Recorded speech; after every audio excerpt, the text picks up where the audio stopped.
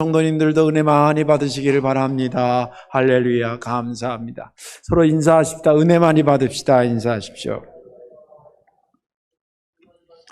말씀의 제목 한번 따라 하십시다. 하나님은 우리를 속죄소에서 만나길 원하십니다. 아멘. 오래전에 한 3박 4일 동안 목회자들만 모이는 영성수련회를 참석한 적이 있습니다. 그것은 일반 그냥 집회처럼 찬양하고 기도하고 말씀 듣고 그렇게만 하는 건 기본이고, 그거 외에 이제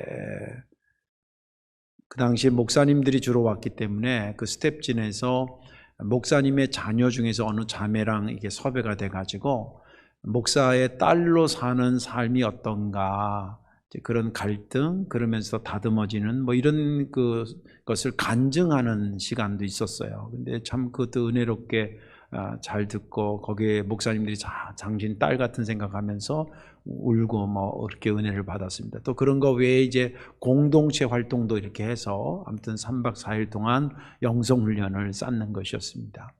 그 중에 어느 날 하룻밤에 저녁에 이제 식사를 하고 또 저녁 프로그램이 이제 진행이 돼서 어느 세미나 룸으로 이제 이동해 가는데, 입구에서 화장실 두루마리 있잖아요. 두루마리를 한 1m씩 끊어주더라고요. 볼펜하고 하나씩 줘요, 목사님들마다. 그래서 내가 그 화장실 두루마리에 1m하고 볼펜하고 뭐가 좀 안 어울리잖아요. 그래서 이거 뭐 하려고 그러는 거냐고 이렇게 물어봤더니, 오늘 여기 저녁 시간에는 이제 회개의 시간이 있어서 본인의 죄를 그 두루마리 휴지에다 이렇게 다 쓰는 거라는 거예요. 그래서 내가 속으로, 겉으로 아니고 속으로, 아니 그냥 A4 용지 한 장이면 될 것 같은데 뭐 두루마리 휴지를 1m를 이렇게 잘라주시나. 그리고 이제 아무튼 받아가지고 이제 들어가서 참여를 했습니다. 찬송도 하고, 그리고 말씀도 듣고, 이제 드디어 이제 본인이 죄를 기록하는 그 시간이 됐습니다. 조명이 조금 이렇게 약간 줄어들고 찬양이 이렇게 은은하게 퍼지면서, 이제 그 전에 물론 말씀 듣고 찬양하면서 은혜를 많이 받았지요. 그리고 성령께서 충만하다는 것을 기억하면서 이제 그것을 쓰는데, 제 마음이 이렇게 자꾸 뜨거워지고 막 눈물도 날라 그러고 막 그러는 거예요. 근데 이제 참고 이렇게 쓰는데 저만 그런 게 아니었었나 봐요. 여기저기서 훌쩍훌쩍 이렇게 우는 소리가 나는 겁니다. 다 일생을 그래도 목사로 하나님 앞에서 한다고 산 목사님인데도 그렇게 훌쩍훌쩍 회개하면서 울 일들이 많았었나 봐요. 그 이제 저도 이제 그러면서 이제 기록을 하는데, 성령께서 역사해서 그런지 쭉 기록하는데 그 1m를 다 쓴 거 있죠. 근데 더 기가 막힌 거는 쓸 게 더 남아있는 거예요. 그래서 저도 저 자신에 대해서 놀라는 겁니다. 그래서 그 1m 쓴 거를 뒤로 돌려서 또 쭉 썼습니다. 그 끝에까지 썼어요. 거의 2m 정도를 쓴 겁니다. 그리고 이제 그걸 다 쓴 다음에 100명이 다 바깥으로 나가면 뜰이 이렇게 있었는데, 큰 항아리 같은 데 불이 이렇게 타고 있었습니다. 거기에 이제 각자 듣고 또 기도하고 각자 숙소로 돌아왔습니다. 모든 프로그램을 마치고요. 돌아와서 저녁에 잠들기 전에 잠깐 이렇게 묵상하면서 기도하는데 참 부끄러운 거예요.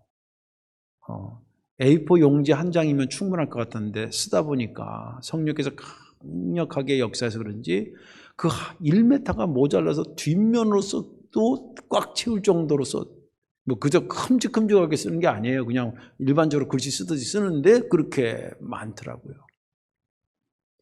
정말 부끄러웠어요. 그러면서 동시에 드는 생각이, 내가 하나님 만날 수 있는 자격이 나한테는 하나도 없다는 것을 깨달았어요. 그런데 놀라운 것은 그럼에도 불구하고 나 같은 것을 만나주시고 성령께서 감동 주시고 깨닫게 하시고 그 자리에 있게 하시고 오늘까지 목회하도록 하신 것을 보니까 하나님이 나를 만나주신 것이 그렇게 감사할 수가 없었습니다. 하나님은요, 우리를 여러 곳에서도 만나고 싶어 하시지만 특별히 죄를 사하고 깨끗한 상태에서 만나는 그런 속죄소에서 우리를 만나길 원하시는 분이라고 하는 것을 잊지 않기를 바랍니다. 오늘 본문에 있는 말씀은 출애굽에서, 다시 말해서 애굽에서 이스라엘 백성들이 나와서 광야에 있을 때 하나님께서 모세에게 주신 말씀을 기록하고 있습니다. 하나님께서 이스라엘 백성들을 애굽에서 종살이하던 그들을 건져낸 것이 여러 가지 의미가 있는데 크게는 한 세 수로 목적이 있었습니다. 첫째는 그의 조상 아브라함한테 약속한 게 있어서 그 약속을 지키기 위해서, 하나님은 한번 약속하면 약속할까 말까를 고민할지 몰라도 약속하면 해줄까 말까를 고민하시는 분이 아니십니다. 믿음 되시길 바랍니다. 약속한 아브라함한테 네 자손이 하늘의 별처럼 바다의 모래알처럼 많게 해주겠다라고 하는 약속을 실행하시기 위해서 구출하셨고, 또 한 가지는 이렇든 저렇든 그 이스라엘 백성들이 당신의 백성이잖아요. 하나님의 백성이잖아요. 그들이 고통받는 그 신음소리가 너무 마음이 아파서 거기서 건져냈던 것이고, 또 한 가지는 뭐냐면 성경에 보면 너희는 내 백성이 되고 나는 너희 하나님이 되고 너희 나라는 제사장 나라가 되게 하리라 하는 말씀이 있어요. 출애굽의 목적입니다. 너를 구원해서, 우리로 말하면 나를 구원해서 나 하나 구원받는 것으로 삼는 게 아니라 너로 하여금 교회의 직분을 맡아 수고하면서 나가서 빛과 소금의 역할을 해서 많은 영혼들을 주께로 인도하는 백성 되기 위해서 나를 구원했다는 그런 의미로 내가 너희들을 건져낸 목적은 제사장 나라가 되게 하려고 그런다는 거예요. 너희들이 내 복을 받아서 풍성해지고 견고해지면 많은 사람들이 니네 나라는 어떻게 저렇게 잘 살아? 하나님 믿어서 그런 거야. 그런 나라 돼서 많은 나라와 민족을 주님께로 인도하는 나라 민족 살으라고, 그래서 이스라엘 백성들을 건져내 오신 것입니다. 그 건져내서 하나님의 백성, 제대로 된 하나님의 백성은 시간이 만들어주는 것이 아니라 부단히 훈련해야 되어지는 것입니다. 그런데 달인들 가끔 풀어보면 그 달인들이 그냥 시간 되니까 달인이 아니잖아요. 땀 흘려 반복하고 훈련하고 계속 노력하고 실패해도 또 일어나고 그런 것들이 축적돼서 달인이 된 것처럼 하나님의 백성으로 되기 위해서 하나님은 이들을 훈련시켜야 되겠다고 생각하신 겁니다. 그 기간이 40년이었습니다. 그리고 훈련할 때 핵심에 뒀던 것이 크게 두 가지인데, 하나는 말씀과 성막이었습니다. 말씀은 아시죠? 십계명이 처음 임한 것이고요. 돌판의 세계에서 그거를 기점으로 해서 계속 다른 말씀을 포함한 것을 이름하여 율법이라고 그랬습니다. 말씀을 주셨고요. 그리고 그 성막을 줘서 하나님이 이스라엘 백성들을 죄 가운데 건져내시고 그 죄를 회개하고 제사 드리면서 결국 하나님께 예배드리고 하나님을 만나는 장소로 그 성막을 만드셨던 것입니다. 오늘 본문은 성막에 관련된 말씀인데 조금 더 깊이 들어가면 성막에 여러 분야가 있어요. 기구들도 여러 개예요. 그런데 그 중에서 가장 중요한 성구였던 법궤를 중심으로 해서 말씀이 전개되어 있습니다. 한번 그림을 보여주실까요? 법궤는 여기 저런 식으로 되어 있습니다. 위에 천사들이 이렇게 둘이 이렇게 그룹이라 그러죠. 천사들이 둘이 바라보고 있고, 바라보고 있는 그 판 위를 이름하여 속죄소라고 얘기를 합니다. 그리고 그것을 들으면 뚜껑이에요. 그게 말하자면 뚜껑이고 밑에가 한 궤짝입니다. 궤짝. 금으로 싼 궤짝인데 그 안에 돌판 10계명을 집어넣고 그 뚜껑으로 덮고, 그 뚜껑이 말하자면 속죄소였던 것입니다. 저 그림을 이제 머릿속에 두면서, 그리고 양쪽에 꿰대가 있는데 이것은 이동을 해야 되기 때문에 그렇게 했던 것이고, 이것은 성전 안에, 성막 안에 맨 처음에 들어가면 성소고 그 안에 또 한 번 더 문을 열고 들어가면 지성소가 있었는데 그 지성소에 저 법궤가 위치되어 있습니다. 네, 그림 지어주시고요. 여기를 보십시오. 그래서 오늘 여기 본문에 보면 이것을 어떤 모양으로, 어떤 재료로 만들어야 되냐, 금으로 싸고 조각목을 만들고 거기에 금으로 싸고, 그 다음에 어떤 모양으로 천사 두 개 바라보게 하고 꿰일 때를 꿰고 이렇게 하고, 사이즈는 어떻게 해야 되느냐, 한쪽 길이가 두 깁이 반이라는데 규빗은 이 성인 남자의 팔뚝에서 손끝까지를 얘기합니다. 그래서 통상 45cm나 50cm로 얘기를 하는데 계산하기 좋게 50cm라면 2규빗 반이니까 1m 50 길이에 1규빗 반이니까 75cm 폭의 그 궤짝을 법궤로 만들고 금으로 싸게 하는 그런 것으로 이제 만든 것이었죠. 그리고 이 만든 목적이 있었습니다. 이 목적은 뭐냐면 크게는 이런 겁니다. 속죄소라고 하는 건 죄를 속해 주는 것이에요. 죄를 사하기 위해서 하나님께서 거기에 그것을 위치하게 하셨다라고 하는 것이 이제 주된 본문의 내용입니다. 지난 주간에 이 본문을 읽으면서 저는 22절이 은혜가 됐어요. 거기서 내가 너와 만나고 속죄소 위 곧 증거궤 위에 있는 두 그룹 사이에서 내가 이스라엘 자손을 위하여 내게 명령할 모든 일을 내게 이르리라. 이 말씀이 은혜가 된 것은 이 말씀을 묵상하다 보니까 하나님의 속마음을 볼 수 있어서 은혜였습니다. 하나님의 속마음은 이스라엘 백성들을 만나고 싶었던 것입니다. 그리고 그 만남을 지속하고 싶으셨던 거예요. 오늘 본문 말씀을 가지고 저와 여러분들 은혜 받으시고 하나님과 깊은 만남에 들어가시기를 주님의 이름으로 축원합니다. 속죄소에 담겨져 있는 하나님의 속마음은 뭘까? 그 첫째는 나는 너희를 만나고 싶다, 그런 뜻입니다. 나는 너를 만나고 싶다. 21절과 22절 상반절에 보면 속죄소를 궤 위에 얹고 내가 내게 줄 증거판을 궤 속에 넣어라. 거기서 내가 너와 만나고, 이렇게 되어 있습니다. 여기서 우리가 중요한 것은 크게 두 가지인데, 하나는 속죄소라고 하는 것과 만나고 싶다, 만난다는 두 가지인 것입니다. 속죄소는 여러분 좀 단어가 생소하고 잘 모르는 것일 겁니다. 이 시온자, 시은자, 은혜를 베푸는 곳이다, 그런 뜻이고, 영어로는 뭐 여러 단어가 있는데 이야기 중 mercy seat, mercy라고 하는 것은 관용, 또 덕스러움, 자비로우심 이런 뜻인데, mercy seat 그러면 자비를 베푸는 곳, 그런 뜻으로 되어 있습니다. 대제사장이요 1년에 하루 이스라엘 백성 전체의 국가적인 죄를 하나님 앞에 회개하는 날이 있었습니다. 우리나라 절기에는 그런 게 없는데 이스라엘 절기에는 대속죄일이 있었어요.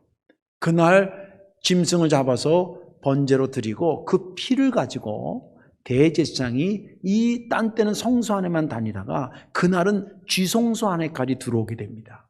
그래서 아까 말한 법궤가 거기 딱 앞에 있거든요. 그러면 그 법궤 앞에다가 그 짐승의 피를 뿌리거나 그 다음에 동쪽에 그 짐승의 피를 뿌려서 우리들의 죄를 고백하니 용서해달라고 고백하고 그 피를 보시고 주님께서, 하나님께서 용서해 주시고 그들을 만나 주시고 하시는 것이 대속죄일이었습니다.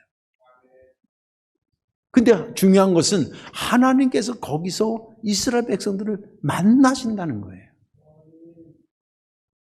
사람과 사람이 만나는 것도 굉장히 중요하지만요, 성경에 내가 거기서 너를 만나리라는 말은 굉장히 중요한 얘기입니다.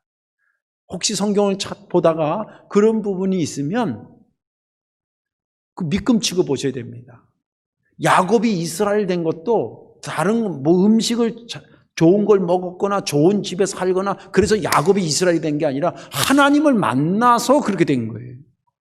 그래서 하나님이 만나준다는 얘기는 가볍게 들을 얘기가 아니에요. 근데 오늘 본문에 보니까 그 속죄에서 그 앞에서 내가 너희를 만난다는 거예요. 왜 좋은 것도 많은데 하나님은 거기서 이스라엘 백성들을 만난다 그러셨을까? 그 이유를 알면 금방 해답을 얻을 수가 있어요. 하나님은요, 당신의 형상으로 우리 인간을 만드셨습니다. 제가 교인들 돌 아이들 이렇게 그 예배를 인도하거나 가서 보면 애를 딱 보는 순간에 그 아버지든 어머니든 얼굴과 딱 일치되는 게 있어요. 눈이 닮았다든지 어디 여기 코가 닮았다든지 남이 딱 봐도 닮은 줄 아는데 그러니까 부모가 그 애를 예뻐하는 거예요. 그럼 생각해보세요. 애가 나가지고 경제적인 측면에서 봅시다. 애가 나서 걔가 아빠 세금을 대신 내줘요. 쌀을 사가지고 와요. 뭐 집을 사가지고 와요. 오히려 걔 때문에 우유값 들고 옷값 들고 기타 여러 가지 거 주사 맞추고 병원 데려가면 병원비 들고 더 들어가죠. 그런데 왜 이렇게 좋아하냐? 나를 닮았다는 거예요. 하나님이 당신의 형상으로 인간을 만들었다는 너는 나를 닮은 자라는 거예요. 나는 네 아버지라는 거예요. 그러니 당연히 좋아하죠. 그런데 아담 이후에 선악과 사건이 벌어집니다. 죄의 사건이 벌어진 거죠. 죄가 생기면서 하나님을 쳐다보는 시선이 직접 쳐다보는 시선이 점점점 딴 데로 쳐다보기 시작합니다. 여러분 선악과 사건 이후에 아담과 하와가 취한 첫 번째 행동이 뭔지 알아요? 하나님 나타났을 때 숨는 거였어요. 만나려고 하진 않아요.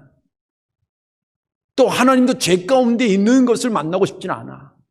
이걸 어떻게 할까 생각하시다가 이들의 죄를 해결하고 내가 그들을 만나야지. 그래서 속죄소를 만들어서 거기서 죄를 고백하게 하고 죄를 용서받고 그 깨끗한 모습으로 내가 너를 다시 만나겠다는 거예요.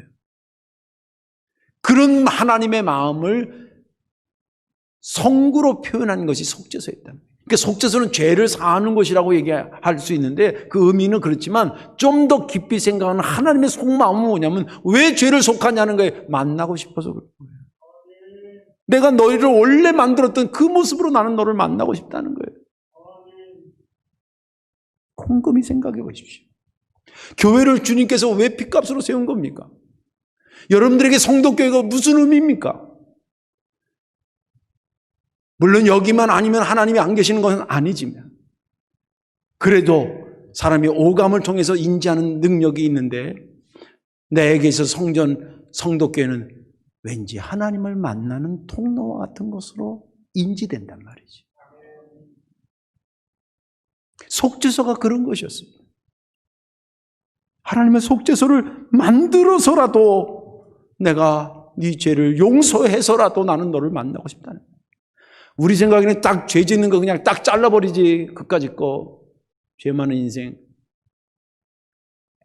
그런데 하나님은 그러지 않으셨다는 거예요.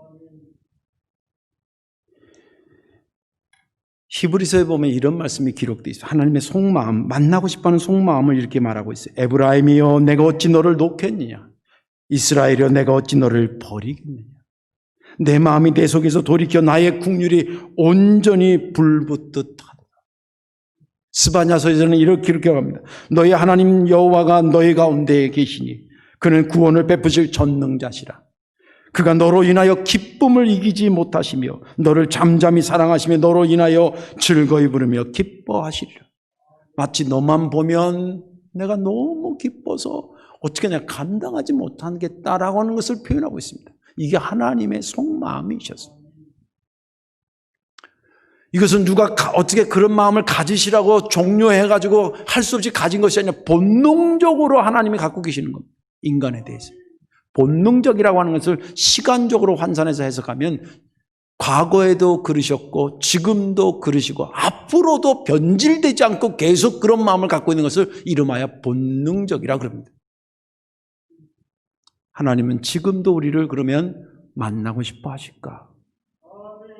성경은 그러고 싶다고 그러시는 하나님이라고 말씀해 주고 있습니다. 그것은 어떻게 보면 알냐면 속죄소의 역사를 보면 알아요. 주님이 오시기 전에 구약에 예수님이 오시는 것을 그림자로 보여줬을 때에 성막이 있었고 그리고 거기에 성구들이 있었고 거기에 속죄소가 있었습니다. 그런데 하나님께서 정하신 때가 되매 독생자 예수 그리스도를 이 땅에 보내주셔서 성전을 온전한 실체로 드러내신 것이 예수 그리스도의 사건입니다. 주님께서 십자가 달려 돌아가실 때 이런 말씀하셨잖아요. 이 성전을 헐어라. 내가 3일 만에 다시 세우리라. 그것은 당신의 십자가에 죽으신가 3일 만에 부활하심을 나타내려 하심이니라. 그림자로 있던 속죄소가, 그 의미를 갖고 있었던 속죄소가 예수님이 이 땅에 오셔서 십자가 지셔서, 그리고 구원하심으로 인해서 예수님을 믿음으로 속죄소를 만난 것이고, 속죄소 속에서 예수를 통해서 하나님을 만나는 은혜가 우리에게 임하기 시작한 것입니다. 이건 역시도 예수님을 이 땅에 오셔서 십자가 지고 우리 죄를 하게 하신 이유 자체도 뭐냐면 우리를 만나고 싶어 그러셨던 것입니다. 물론 구속사적으로 우리들의 죄가 있으면 하나님 나라에 못 들어가기 때문에 내가 죄를 용서받아서 하나님 나라 들어가기 위해서 한다는 것도 맞는 말이지만, 그 속마음은 뭐냐면 하나님 나라 우리가 오면 우리가 가는 건 뭐겠어요? 하나님 만나는 거지. 하나님은 우리를 만나고 싶어서 속죄소 이후에 독생자 예수 그리스도를 보내주시고, 그 역사를 지금도 우리 심령 속에 그대로 오늘의 사건으로 기억나고 믿게 하신 건 우리를 지금도 만나고 계시다는 것을 말해주고 있는 것입니다. 하나님의 속마음을 우리가 좀 알아야 됩니다. 부부도 그렇더라고요. 제가 늘 우리 집사람한테 찐밥 먹는 것 중에 하나가, 당신 내 마음을 모른대. 내 깐에는 아는 것 같은데. 그러니까 그러냐고. 그랬구나. 미안하다고. 그러면서 상대방의 마음을 알아야 돼요. 오늘 하나님께서 속죄소를 만들 때 단순히 죄를 회개시키고 죄를 용서해 주기 위해서만 속죄소를 만든 것이 아니라, 내가 너를 만나고 싶다는 마음에 속죄소를 만들어 주셨고, 그것의 실체가 되신 예수님이 이 땅에 오셔 십자가 지신 것 역시도 하나님 우리를 만나고 싶은 마음을 표현하고 있는 것이라는 겁니다. 이런 하나님의 마음을 안다고 그런다면 우리가 어떻게 살아야 될까요? 우리 역시 하나님, 부족하지만 저도 부지런히 주님 만나는 마음으로 살겠습니다. 그런 결단이 있어야 되지 않겠습니까? 다윗이 시편에 많은 것을 썼는데 시와 찬양과 기도를 압축한 것이 시편이지 않습니까? 근데 시와 찬양과 노래, 이 모든 것을, 기도 모든 것을 할 때에 분위기가 편안한 상태에서 지은 시도 있습니다. 그러나 시편을 보면 그가 그런 상태에서만 기록한 게 아닙니다. 누구한테 쫓기고 심지어는 죽을까 봐 죽음의 고비를 넘나드는 그런 상황에서도 그는 틈만 나면 하나님 앞에 시와 찬양과 기도를 멈추지 않았습니다. 그가 왜 그랬겠다고 생각합니까? 그의 속에 대체 어떤 믿음의 내용이 있어서 그는 힘들고 어렵고 죽는 고비를 걸어가면서도 그렇게 하나님한테 당신의 시와 찬양과 기도를 드렸을까요? 그 갖고 있는 믿음은 하나님은 늘 나를 만나고 싶어 한다는 믿음이 있었어요. 다윗과 같은 믿음이 있기를 주의 이름으로 축원합니다. 하나님은 내가 형편이 좋을 때만 나를 만나고 싶어 하시는 분이 아니라, 심지어는 죄가 돼서 나를 만나기를 불편하면 내가 그 죄를 용서해서라도 내가 너를 만나고 싶다는 것이 하나님의 말씀이니까. 우리들의 주를 만나고 싶어하는 그 사모함이 지금 이 시대 때 참 힘들고 어렵지만, 그러나 하나님을 만나려고 하는 그 열정이, 사모함이 우리들의 심령 속에 가득하시기를 주님의 이름으로 축원합니다. 두 번째로 이 속죄소를 통해서 하나님께서 보이시고 싶은 당신의 속마음은 뭐냐면, 우리와의 만남이 계속 지속되면 좋겠다라고 하는 마음이었습니다. 22절에 보면, 거기서 내가 너와 만나고 속죄소 위 곧 증거궤 위에 있는 두 그룹 사이에서 내가 이스라엘 자손을 위하여 내게 명령할 모든 일을 내게 이르리라. 네가 앞으로 뭐 할 거, 이런 것들, 백성들이 뭐 해야 될 거 내가 너한테 다 말해서 그들로 하여금 그거 하게 하겠다, 그 뜻이에요. 여기 본문에 보면 만나고 싶다, 그리고 내가 너희들에게 해야 될 것들을 쭉 얘기하겠다는 겁니다. 근데 여기서 보면 이런 생각을 가져보셔야 됩니다. 왜 하나님께서 해야 될 일을 계속 여기서 말하겠다고 말씀하고 있냐는 거예요. 그 일이 안 되면 네가 안 하면 안 되기 때문에 지금 이스라엘 백성들에게 말하고 있는 것인가? 물론 그런 부분도 있겠죠. 아니면 그 일을 시키면서 하나님이 우리를 계속 만나기를 원해서 그 일을 말하고 있는 건가? 곰곰이 생각 한번 해보십시오. 저는 목회하면서 늘 뜨끔뜨끔 제가 스스로 생각하는 게 뭐냐면, 나 없다고 하나님의 역사가 중단될까? 제가 없으면 성도교회 역사가 중단될까요? 천만의 말씀입니다. 제가 없을 때도 기라성 같은 목사님들과 장로님들과 여러 성도님들의 기도와 눈물과 헌신으로 성도교회는 왔고요. 제가 어느 시점에서 은퇴해서 떠나면 성도교회 문 닫을 것 같아요? 천만의 말씀이에요. 더 훌륭한 목사님 오셔서 더 교회를 부흥시키게 될 줄로 저는 믿어요. 예. 그런데 그렇다고 한다면 나한테 하나님께서 성도교회 담임하는 동안에 이거 해라, 올해는 예를 네 손을 내 손 대게 해줘라, 뭐 이런 명령을 주셨다 그럴 때에 그 일을 내가 안 하면 안 되기 때문에 나한테 맡긴 것과, 아니면 나는 너로 하여금 그 일을 하게 하면서 너랑 나와의 만남을 계속 지속하고 싶다라고 하는 그 마음 때문에 그 일을 시키는 것과 한번 생각해 보시라는 거예요. 하나님은 그 일 자체가 중요한 게 아니에요. 하나님이 진짜 중요한 거, 내가 여기서 만나고 그리고 내가 너희들에게 이렇게 할 일을 알려주겠다는 것은 이 만남이 앞으로도 계속 한 번으로 끝나는 게 아니라 계속 지속되면 좋겠다라고 하는 속마음을 말하고 있는 거예요.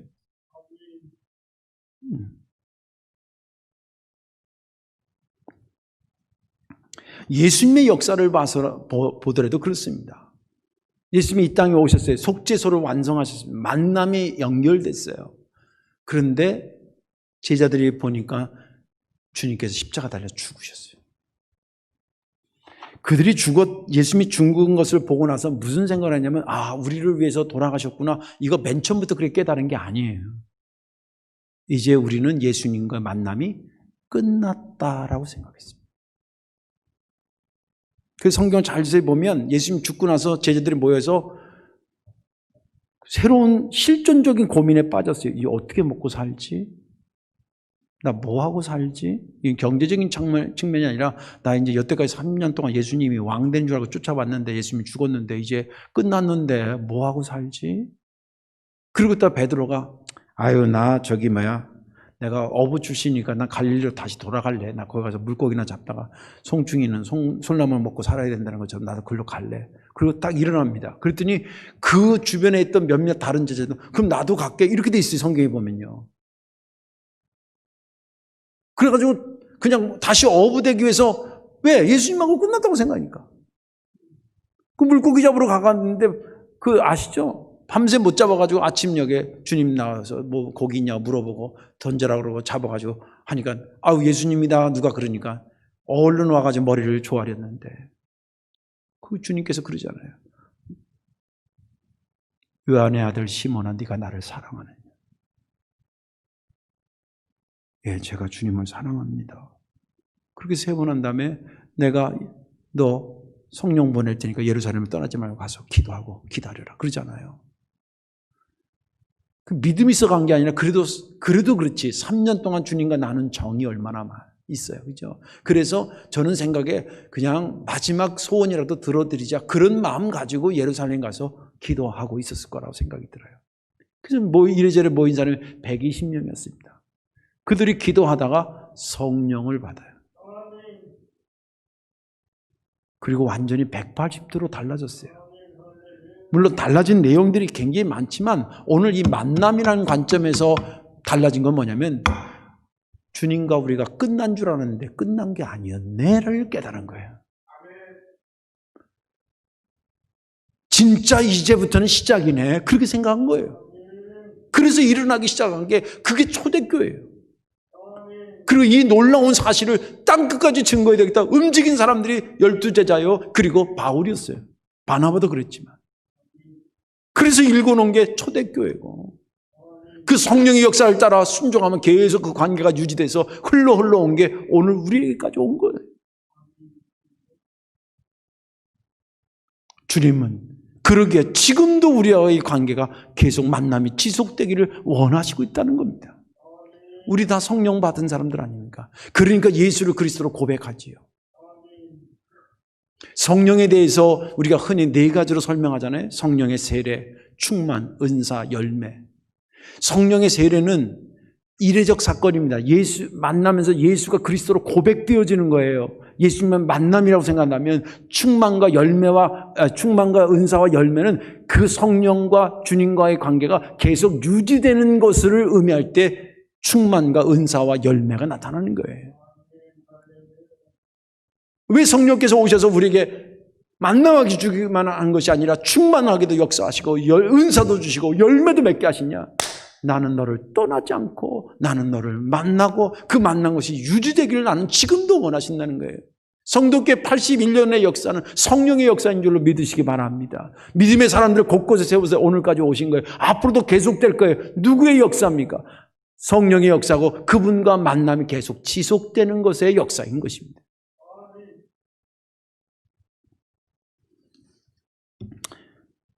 어떻게 해야 성령과 하나님과 그 만남이 지속될까? 간단해요. 여기 말씀이 담겨져 있는 언약궤와 법궤와 그 외 속죄소로 인해서 거기서 만나고 너희 할 것을 계속 준다 그랬잖아요. 주일날 여러분들 설교 들을 때 은혜 받다는 것은 여러 가지 의미가 있겠지만 내가 참 새로운 것을 깨달았다는 의미도 있고 이거를 해야 되겠구나라고 하는 것을 새로 알게 됐다라고 하는 결단한 것도 있다라고 하는 것을 의미할 수 있어요. 오늘 설교를 들으면서도 주님 우리를 이렇게 만나기를 원하신대구나. 만남이 계속 유지되기를 이렇게 원하신거나. 그럼 내가 한 번이라도 혼자라도 교회를 한 번이라도 더 가봐야지. 한 번이라도 더 하나님하고 대화해야지. 이번 주만이라도 내가 그렇게 해봐야지. 그러면 그게 하나님과의 만남을 계속 지속하는 거예요. 왜냐하면 하라는 걸 하는 거니까. 그리고 또 일주를 삽니다. 다음 주에 왔습니다. 하나님께 또 말씀을 통해서 우리에게 또 새로운 것을 도전시킵니다. 그래서 또 감당합니다. 그렇게 한 달이 갔습니다. 그렇게 1년을 갔습니다. 그렇게 10년, 그렇게 인생을 사는 거죠.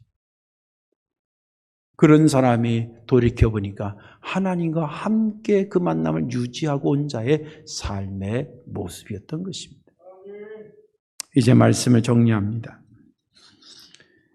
추석 명절을 우리가 지냈고 지금도 아직 끝나지 않은 그런 연휴의 끝자락에 와 있습니다.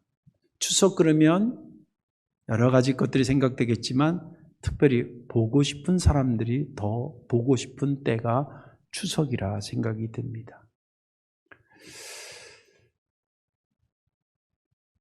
제가 이제 목회하면서 그 해에 돌아가신 분들 미망인 되는 권사님이나 집사님들 있으면 명절 즈음에 전화를 한 번 더 합니다. 왜냐하면 딴 때 명절보다 사랑하는 남편이 없는 상태에서 또 사랑하는 부모님이 없는 상태에서 명절을 맞는 것이 더 고통스럽거든요. 불보듯 뻔해요. 그래서 전화라도 한 번 더 하고 그렇습니다. 누군가 보고 싶다라고 하는 것은 그 사람과 첫째, 만남이 있었다는 거고 앞으로도 그 만남이 계속 지속됐으면 좋겠다라고 하는 것을 함축할 때 누군가가 보고 싶은 것입니다. 하나님과 우리의 관계도 그렇습니다. 오늘 본문을 통해서 하나님이 속죄소를 만들고 법궤를 만들으려고 하신 것은 그 이유가 단순히 죄를 회개시키기 목적이 아니라 나는 너를 만나고 싶다는 것입니다. 그 만남이 계속되면 좋겠다라고 하는 속마음을 드러낸 것이라고 말씀을 통해 들었습니다.